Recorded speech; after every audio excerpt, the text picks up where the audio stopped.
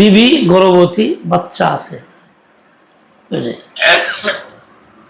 হয়তো হওয়ার সময় কাছায় গেছে, 1-2 মাস বাকি।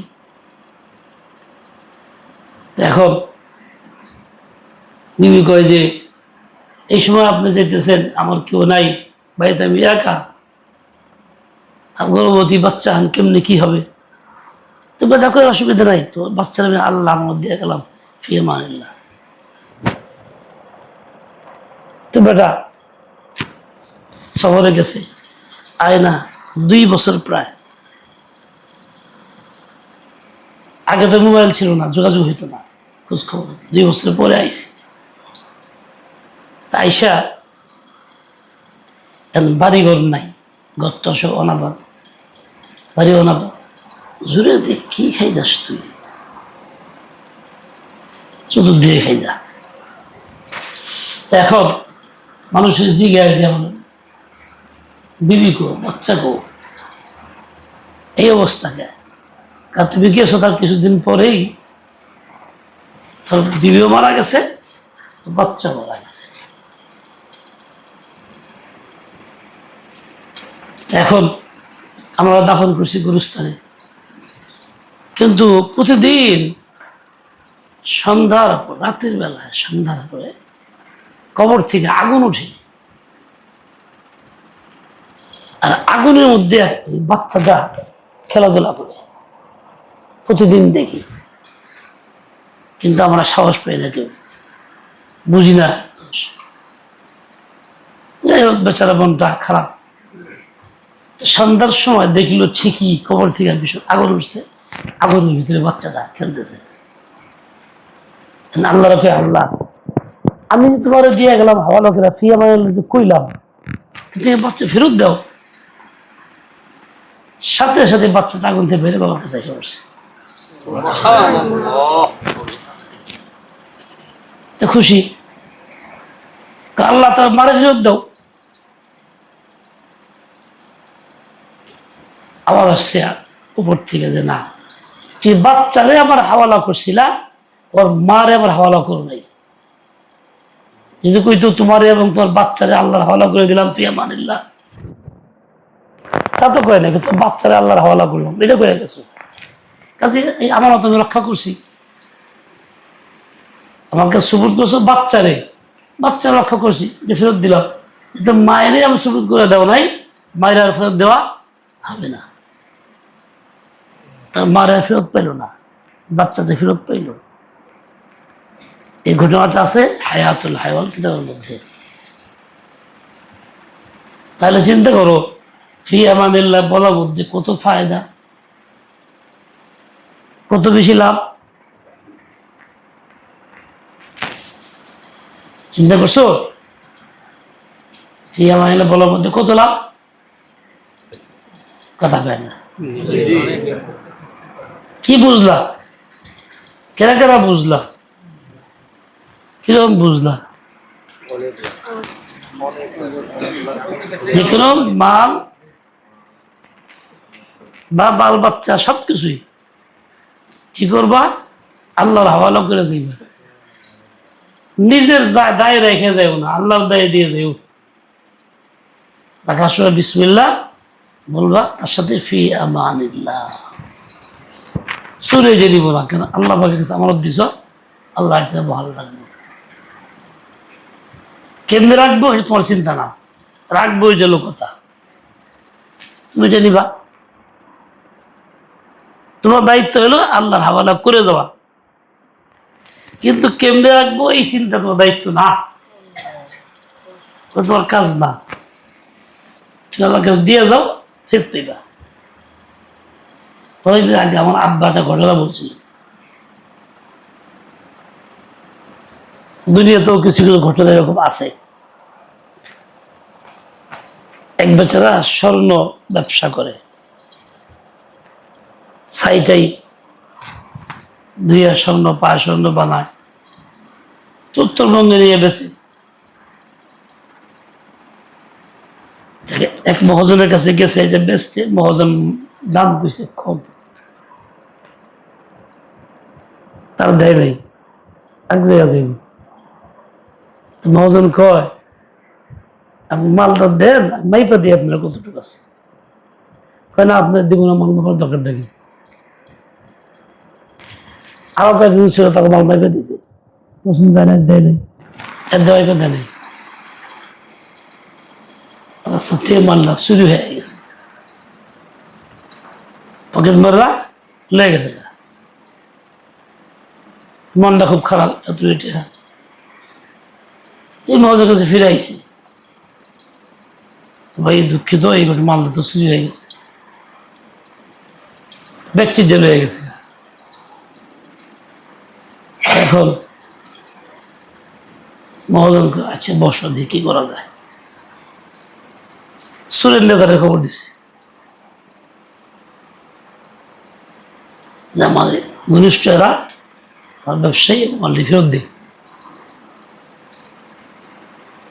তো ওই সবচেয়ে দিয়েছে যে কোনো কিন্তু ওই ব্যাটার দেয়।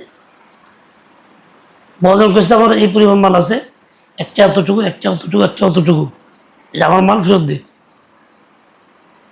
একটা মাপ কতটুকু ফেরত দিলে একটা রাইছে, তিনটে ফেরত দিছে, একজনটা ফেরত পায় নাই, মাপ তো কইতে পারতেছে না। আমি ব্যাটা বুঝলাম এই কি ভুলটা করছি, ভাই দাবি করতে পারতো আমার এতটুকু মাল আছে, একটা দেখ। মহাজনটা হলো কি ওই লাইনের, সে জানে সুবিধা অসুবিধা ভালো মন্দ, উল্লেখ করে দিয়ে তোর মাল মাইপে দেই, তোর উপকার হইব। কিন্তু সে মুরব্বীর কথা মানলো না, ফল কি হলো, হারায় গেল, পাইলই না। আর যে কজন মুরব্বীর কথা মানছিল, মাইপে দিলে কি অসুবিধা, দিক ফেরত পাইল। মুরব্বীদের কথা একটা সাংঘাতিক কি আছে, গুরুত্ব আছে। আল্লাহ হলো সবচেয়ে বড় মুরব্বী, আল্লাহই মুরব্বী। কাজে আল্লাহ পাক রব্বুল আলামিন যা বলেন আমার ফায়দার জন্য বলেন, আমার কল্যাণের জন্য বলেন। আর আমি যদি নিরাপদ থাকি, নিরাপদ রাখতে চাই, তাহলে আল্লাহর হাওয়ালা করি। অনেক জায়গায় আছে ব্যবসায়ীরা, বড় মহাজনরা নিজে কোথাও যেমন টাকা পয়সা মানুষ মহাজনের কাছে রেখে থুয়ে দেয়, রাত্রিবেলা থাকবো নিরাপদ না, মহাজনরা রাখে, সকালে দিয়ে দেয়। বড় বড় মালিক মহাজন এরকম আছে, এই যুগেও আছে। নিজে ভালো মানুষ না, খুব বেলাইনে চলে, কিন্তু ব্যবসার ক্ষেত্রে সে আমার উদ্ধার, টাকা ফেরত দেয়, জিনিস ফেরত দেয়, কয়েও দেয় মিয়া রাত্রিবেলা টাকা পয়সা নিয়ে যাও, অসুবিধা হয়ে ধুয়ে যাও। এরকম মহাজন এখনো আছে, বিভিন্ন জেলা জেলা আছে। তোমার তো আর এরকম কোন মহাজন দুনিয়াতে নেই জানমাল নিরাপত্তার লেগে। তোমার কাজ হলো একমাত্র মহাজন, মহাজন আল্লাহ তাআলা, আল্লাহ তাআলার কাছেই বলা, আল্লাহর কাছে দিয়ে গেলা, নিরাপদে থাকবে, সে পাইবা ইনশাআল্লাহ, সুম্মা ইনশাআল্লাহ।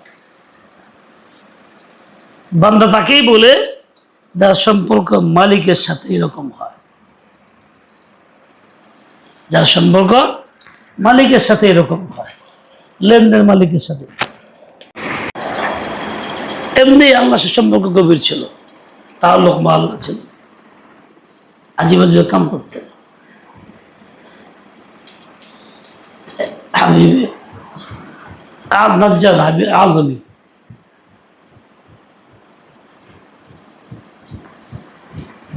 গায়ে শীতের মধ্যে গায়ের জ্যাকেটটা খুইলা সে জানে কই গেছিল, খবর নাই।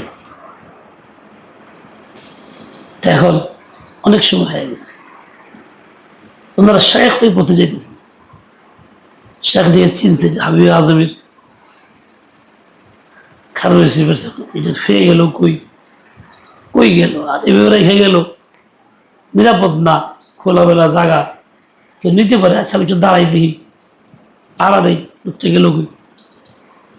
অনেকক্ষণ পরে আইসে, উনি খারাপ হয়েছে। শাইখ বললে যে মিয়া তুই এটা কাম করলা, গাফলত, এমন গাফলত কেন, এই জিনিসটা তুই থুয়ে গেলা, নিরাপদ না, খালি জায়গাতে কেউ নিয়ে গেলে কে পাহারা দেয়। হাইসা দিয়ে হুজুর এই মাল তো হেফাজতের জন্য আল্লাহ শায়েখরে মোতায়েন করে দিছে, হে বলে আড়াইবো কেমনে?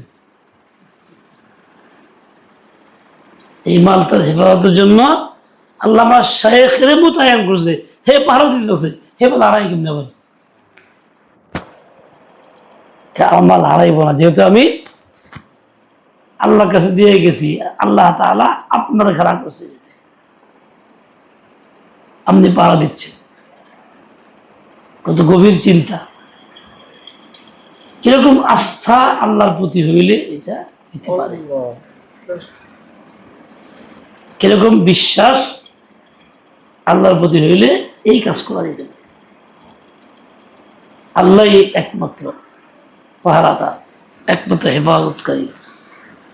ফাল্লাহু খায়রুন হাফিজান ওয়া হুয়া আরহামুর রাহিমিন। অর্থ কি? আল্লাহ তাআলাই সবচেয়ে উত্তম হেফাজতকারী। ফাল্লাহু খায়রুন হাফিজান। এই মহল্লা গোবাইতেছ, পেট কমান লাগবো, খাওয়া কমান লাগবো। ফাল্লাহু খায়রুন হাফিজান, আল্লাহ সবচেয়ে উত্তম হেফাজতকারী। ওয়া হুয়া আরহামুর রাহিমিন। নিচের দিকে টান দে, নিচের দিকে টান দে, তার নিচের দিকে যা। এবং তিনি সকল রহমকারীদের মধ্যে সর্বশ্রেষ্ঠ রহমকারী। আল্লাহর চেয়ে রহমত কারো বেশি নাই, কাজেই শ্রেষ্ঠ রহমত আর কেউ করতে পারে না। বহু আলহামদুলিল্লাহ, সর্বাধিক রহমকারী, সবচেয়ে বেশি দয়াতা, সর্বাধিক দয়ালু। আল্লাহু খায়রুন হাফিজান ওয়া হুয়া আরহামুর রাহিমিন। কোরআনের মধ্যে আছে না? এটা কোন জায়গায় আছে? হ্যাঁ, 13 বরায় আয়াতটা কোন দিই?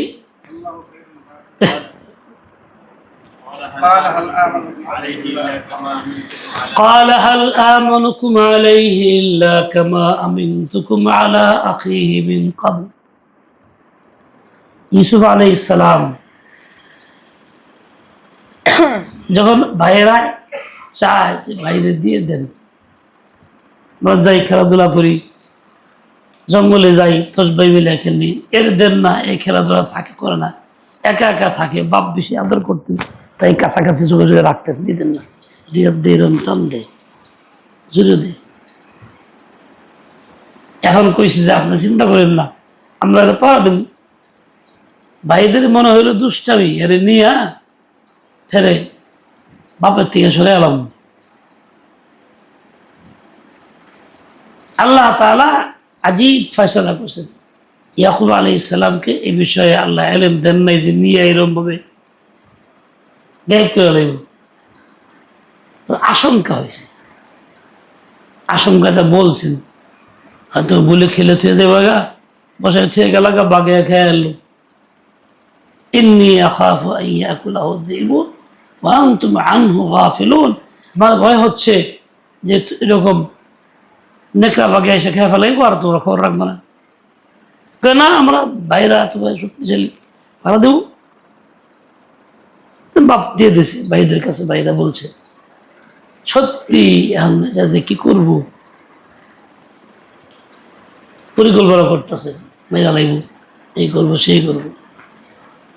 সবচেয়ে বড় ভাই এই লোকে, নারে মারিস না, তোরা চোখের আড়ালে কোন রাস্তা আসে, একটু কুয়ার মধ্যে ছেড়ে দে, তাও ভালো, মারিস না। কুয়ার মধ্যে ছেড়ে দিছে যেন উড্ডয়ন না করে। কিন্তু আল্লাহ যার হেফাজতকারী, তার এবার এরা আল্লাহ ফেরেশতা জিবরাইলকে পাঠান, তাড়াতাড়ি যা, ইউসুফকে ধইরা জলদি জলদি পাথরের মধ্যে বসায় দে, পানির মধ্যে পড়ার আগে সেকেন্ডের মধ্যে বসায় দিবি, যাতে করে পানিতে না পড়তে হয়।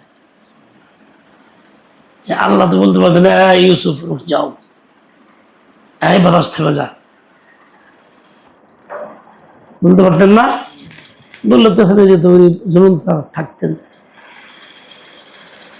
কিন্তু আল্লাহ জিবরাইলকে পাঠাইছেন, হালদি ফালায় দেখোর মধ্যে আল্লাহ যে গাই বাতাস আপন জায়গা থেমা থাক, ঝুলে রাখ, তাহলে আল্লাহর কথা বল হইতো না, ঝুলে থাকতো, কিচ্ছু হইতো না। আল্লাহ তাআলাকে জিবাইয়ে লেগেছে। আল্লাহর মাহবুব বান্দার প্রয়োজনে বহু মাখলুক লাগাইছে, মাথা যাচ্ছে বড় মাখলুক। দেখ বান্দারা, তোরা মনে করছিস পারবি, আমি যে কত বড় মহাবেশ চাই দেখ। লোকমান চোরের মতো ঘুমায়, সাংঘাতিক চূড়া গোবর, ও ঘুমাইলে বোঝা যায় না যে ঘুমাই না কি করে, আরামসে বয়ে থাকে, বাস যারা ছাড়া নাই।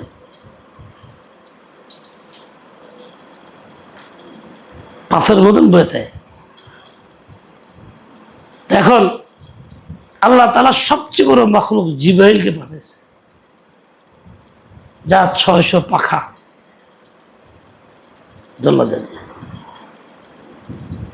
600 পাখা, এক পাখা দিয়েই কওমে লূতকে একবারে উপরে উঠাইয়া ফালায়, তা এক পাখা দিয়ে এক পাখা কোনা দিয়া, এত বড় মাখলুক। তায়েফ একটা পুরা শহর, এই শহরটারে মুলকে শাম থেকে পাখা দিয়ে উঠায় উঁচা করে লইছে বেলসার মতন। হেঁটে আইনে হেঁটে পাখার মধ্যে রাখিয়া খানা খাওয়া তফ করছে 7 বার। তফকে ওই জায়গায় নিয়ে বসাই দিয়েছে যে জায়গায় আছে। এই জায়গার নাম, এই জন্য এই শহরটার নাম তায়েফ, মানে তফকারী। ওই জায়গাটা ঘর খানা খাওয়া তফ করে আইছে। কেমনে? ফেরেশতা জিবরাইলের দামার মধ্যে থাকা অবস্থায় ফেরেশতা তফ করছে, ওই জায়গাটাও কি তফ করছে। ওই জায়গার নাম তায়েফ। এই তথ্য দিয়ে দিলাম। ওলামা একরাম, তোমরা পাইছো এই তথ্য? মাওলানা সাহেব পাইবে না? আল্লাহ আল্লাহ আল্লাহ আল্লাহ এমন শক্তিশালী মাখলুক ফেরেশতা আল্লাহ বানাইছে। তারা কইছে আমার যে ইউসুফের জলদি জলদি হিফাজত কর। আল্লাহু খায়রুন হাফিজান ওয়া হুয়া আরহামুর রাহিম। তাহলে হেফাজতকারী কে? আল্লাহ। আল্লাহর চেয়ে বড় হেফাজতকারী নাই কেউ। মা সন্তানদেরকে আল্লাহর হাওয়ালা করে না, বাবা সন্তানদেরকে আল্লাহর হাওয়ালা করে না, নিজে খালি চেষ্টা করে মাখলুক দিয়া পাহারা দেয়, এই করে সেই করে ওয়াল করে লোক দিয়ে পাঠায় স্কুলে কলেজে। প্রত্যেক কথার মধ্যে বিসমিল্লাহ হইত, প্রত্যেক কাজে জিনিস রাখলে বিসমিল্লাহ হইত, জুড়ে দেয়। এখন ইহুদির কাছে ভালো লাগতো না, বদিন আর বিসমিল্লাহ মুহাম্মদ রাসূলুল্লাহ তরিকা যারা আছে খুব হিংসা, বিরক্ত হইতো খুব। ইচ্ছাকৃত মেয়েটারে বিপদে ফেলার জন্য বিসমিল্লাহ থেকে ফেরের লেগে একটা ব্যবস্থা করছে। দামি একটা জিনিস দিছে, যে কইছে যে রেখে দাও, জন চাও তখন দিও। এই মহিলা মেয়ে বাবার জিনিসটা একটা মাটির পাত্রে রাখলো, বিসমিল্লাহ করে রাখছে, দেখে তুলো গেল গা। বাপ খেয়াল করলো কোন জায়গায় রাখছে। মেয়ের অজান্তে হঠাৎ এক সময় আইসা জিনিসটা নিয়ে পানির মধ্যে ফেলে দিচ্ছে নদীতে, পাইবই না, তখন ধরুম ঠিকই পরিকল্পনা খারাপ। পরদিন করতেছে, আমার মা আমার জিনিসটা দাও তো। মেয়েটা টাকা ওঠা বিসমিল্লাহির রহমানির রহিম, বিসমিল্লাহির রহমানির রহিম বলে হাত দিছে, হাতে পাইছে জিনিসটা লয়া পড়ছে। বাবাই দিছে, বাপ তখন কথা হয় না, থ হয়েছে কি নাকি। আমি নিজে হাতে ভালাইলাম, জিনিসটা করতে গাইল। তো কিছু করতে আল্লাহ বলো কেন জিন আছে হেনতে আনলাম। আল্লাহু আকবার। আসলে আল্লাহ পাকের শান, আল্লাহর নামের বেইজ্জতি আল্লাহ করেন না। যে আমার নামে রাখছে এটা পাইবো না, নিরাশ হয়ে যাবো গা, হইতে পারে না। আমি রহমান রাহিম। আল্লাহ পাক ফেরেশতাকে হুকুম দিয়েছেন আইনা হাতে দিয়ে তাতে ফেরেশতাকে আইনা, ফেরেশতা আইনা রাখছে জায়গা মতো। ওই বেচারা বাপ যে বাপটা ইচ্ছাকৃত মেয়েরাই এরকম ভাবে বেইজ্জতি করতে চায়, সে বেইজ্জতি করতে পারলো না, উল্টা আরো ঠকে গেল। পরে সে হিদায়াত গ্রহণ করছে, না রে এটাই ঠিক।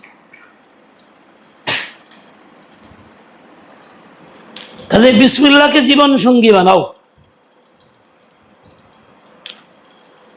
বিসমিল্লাহির রহমানির রহিম ব্যাখ্যা দিয়ে গেবে, খালি বিসমিল্লাহ করে না। বিসমিল্লাহির রহমান রহিম শব্দ আছে, রহমতের মালিকের হাওয়ালা করো। বিসমিল্লাহির রহমানির রহিম, দেখবা ইনশাআল্লাহ তাআলা তুমি সফল, আল্লাহ পাক তোমাকে দিব, ব্যর্থতা আসবে না। বিসমিল্লাহ ফি আমাদের দুই জিনিস,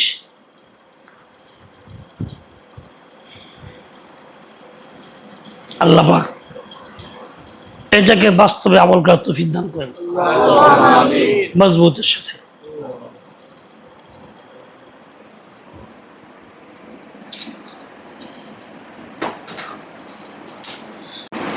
তার এতটা শক্তিশালী হবে ঈমান এবং ইয়াকিন, অসম্ভবকে সম্ভব করে ফেলতে পারবে।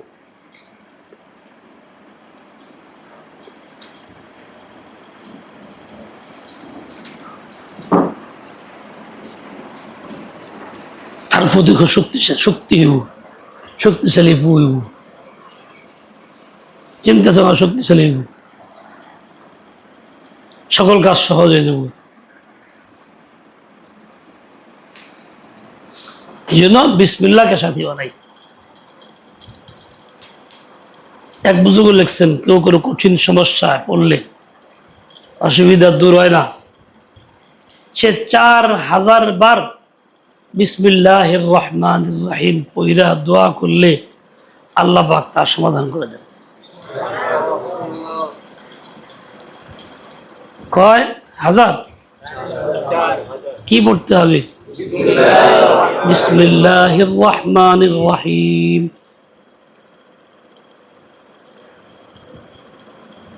মানুষকে কইতো আগে বিসমিল্লাহ খতম করি, তারপরে কি বিসমিল্লাহির রহমানির রহিম, বিসমিল্লাহ পড়তে